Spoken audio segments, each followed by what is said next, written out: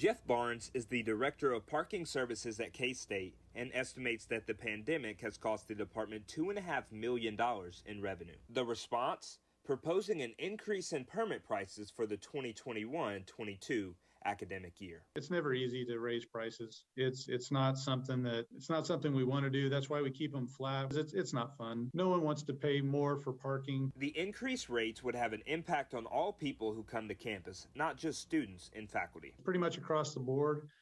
Faculty, staff, visitors, everybody's there's an increase across the board. We're also increasing citation rates. Amanda Walson says the price of passes has been one of the reasons why she hasn't purchased in the past. But with more of her classes returning to face-to-face learning next semester, she is putting a lot of thought into buying a pass.